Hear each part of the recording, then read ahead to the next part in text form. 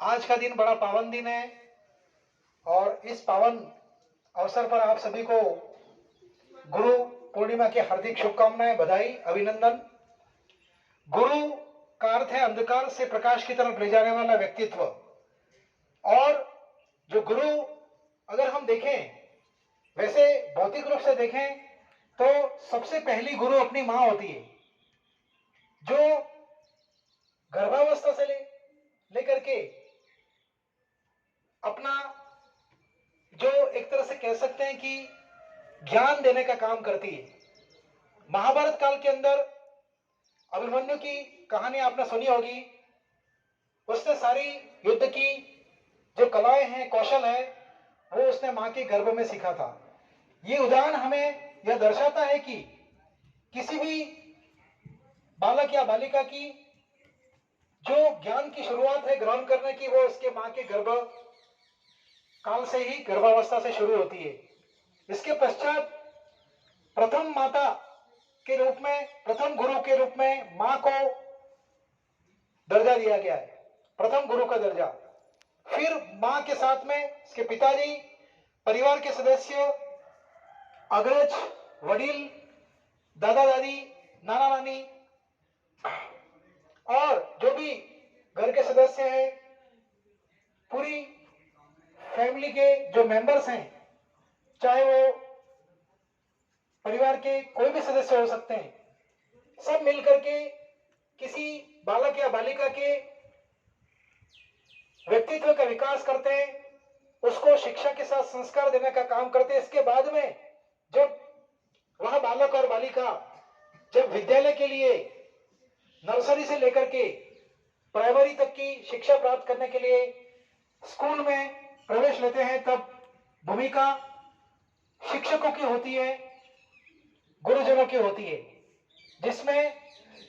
Teachers, चाहे वो male teachers हो चाहे फीमेल टीचर्स हो, वो अपनी भूमिका निभाते हैं। तो ये सभी गुरु के रूप हैं। और असली गुरु का जो रूप है वो यही है कि अंधकार से प्रकाश की तरफ ले जाने वाला ऐसा महान व्यक्तित्व, जो हमारे भौतिक और आध्यात्मिक दोनों ही जीवन का जो दोनों पहलू हैं, दोनों पक्षों को संतुलित रखते हुए अपने भौतिक जीवन और आध्यात्मिक जीवन का विकास करे, उसे हम गुरु कहते हैं। जिस तरह से पक्षी के दो पंख होते हैं, इसी तरह से हम मनुष्य जीवन में हमारे दो पक्ष होते हैं, एक भौतिक पक्ष, एक आध्यात्मिक पक्ष। इसीलिए भौतिक पक्ष और आध्यात्मिक पक्ष का जो संतुलन स्थापित करके और हमें इस प्रकार की शिक्षा दीक्षा दे, जिससे कि हमारा भौतिक और आध्यात्मिक जीवन उन्नत बन सके और हम इस मनुष्य जीवन में जो चार पुरुषार्थ हैं, धर्म, अर्थ, काम और मोक्ष, उनकी हम प्राप्ति करते हुए इवेंचुअली अंततः हम मोक्ष को प्राप्त करें, एटलीस्ट मिनिमम है। इसके आगे तो हम भवसागर पार करके परम ब्रह्म परमात्मा को प्राप्त करने की जो सर्वोच्च जो लक्ष्य है, वो भी हमारे मनुष्य जीवन का वास्तविक उद्देश्य है। गुरु एक तत्व के रूप में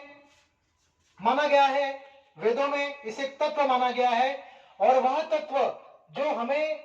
मनुष्यत्व से दिव्यत्व की तरफ ले जाए, वह ऐसा व्यक्तित्व जो हमें पशु मानव से मानव और मानव से दिव्य मानव बना सके, ऐसे व्यक्तित्व को हम गुरु कहते हैं, जो अंधकार से प्रकाश की तरफ हमको ले जाता है। गुरु अपने घर से, जैसा कि मैंने पूर्व में बताया, माता पिता,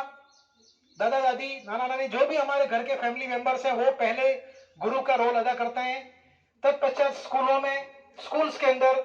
आपके टीचर्स उसका रोल अदा करते हैं। फिर हायर एजुकेशन में आप जाते हैं तो कॉलेज में प्रोफेसर्स वगैरह है, वो आपका जो गुरु का रोल अदा करते हैं। इस तरह से गुरु एक अपने आप में एक व्यक्तित्व है, जो अपने जो ज्ञान के भंडार को जो क्रमशः अपग्रेड करते हुए उसे उच्चतर अवस्था का ज्ञान प्रदान करते हुए आपके जीवन का, व्यक्तित्व का निर्माण करते हैं, जिससे आपके भौतिक और आध्यात्मिक पक्ष प्रबल होते हैं। गुरु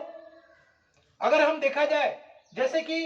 कक्षा नर्सरी कक्षा से लेकर के प्राइमरी तक के विद्यार्थी होते हैं, वो अपने गुरुजनों से ज्ञान प्राप्त करके फिर वो उनका आशीर्वाद लेकर के उच्च कक्षाओं में अध्ययनरत होने के लिए जाते हैं। और मान लो उस विद्यालय में कक्षा 8 का स्तर है, उसके बाद में वो स्कूल